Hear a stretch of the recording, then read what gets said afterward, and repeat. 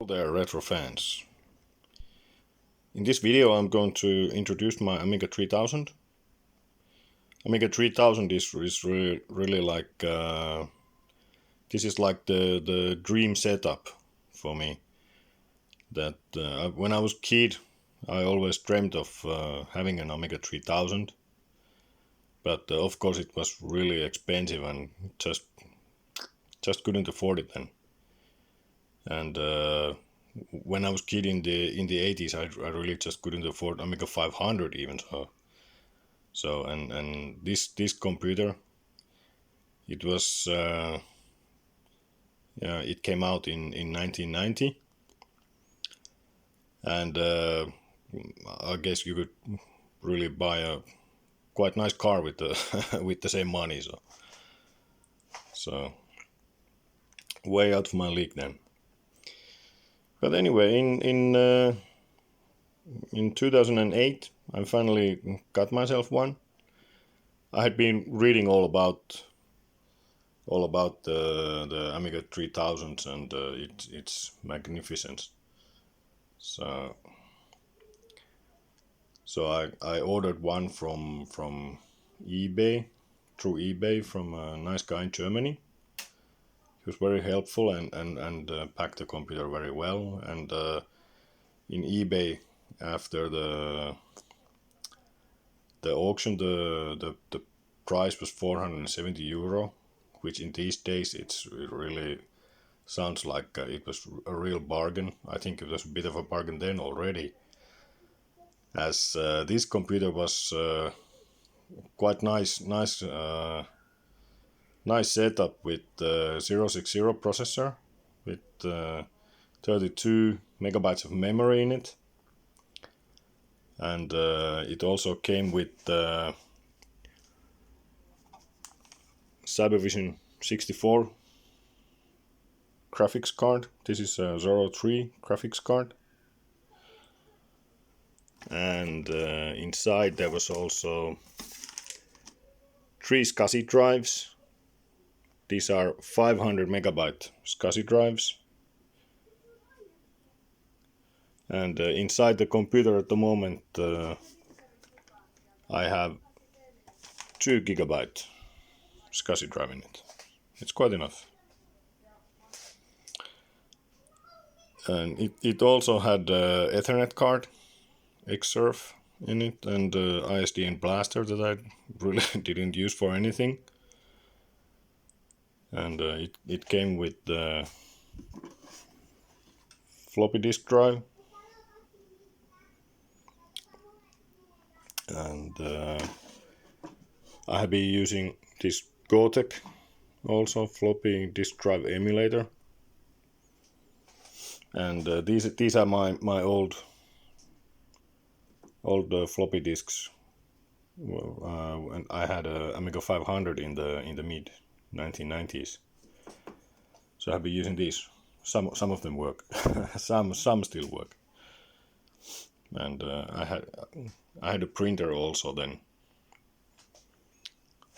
And TAC2, these joysticks were really cheap at that time.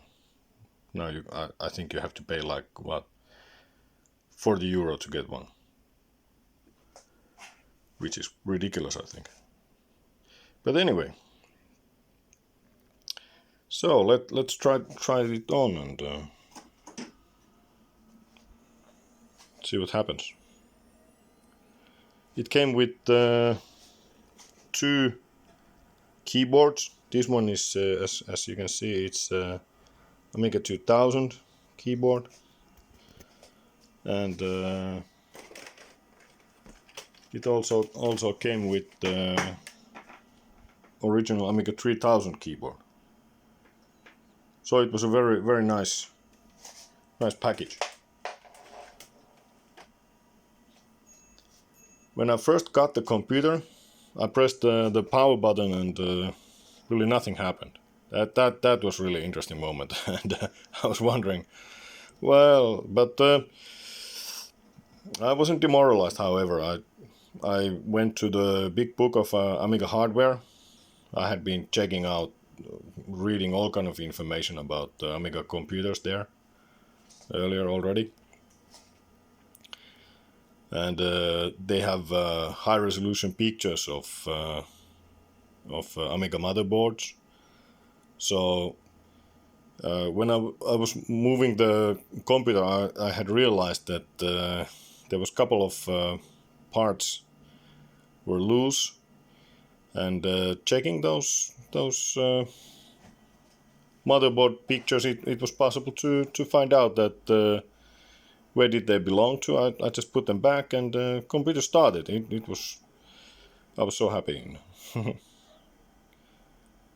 It wasn't that difficult after all, and it was a completely working machine. So this one now has the Amiga ZZ9000 card in it. So we have full HD picture. Actually, let's check out. I'm using a different resolution here actually.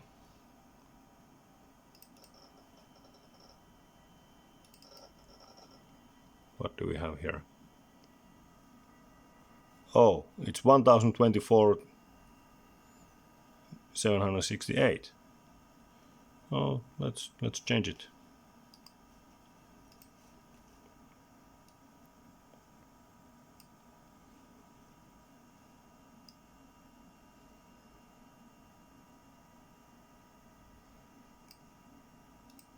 Go with this.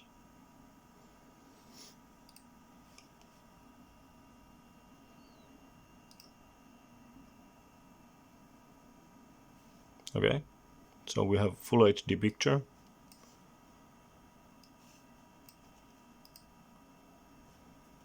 And let's get it online. Let's use the Miami DX first. Let's go online.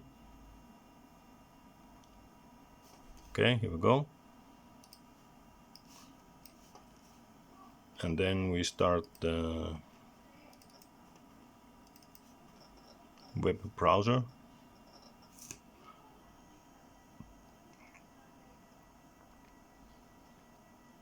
And this is it. We're in Aminet. In Aminet you can download all kind of Amiga programs,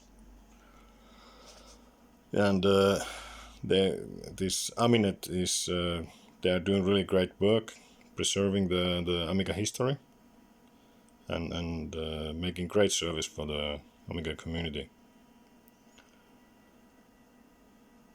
And what else? So yeah, this has this one has now, let's see how much memory we have free here. We have now 96 megabytes of fast RAM available, which is a bit of an overkill. It came with 32, and I got some more to it into the Cyberstorm card.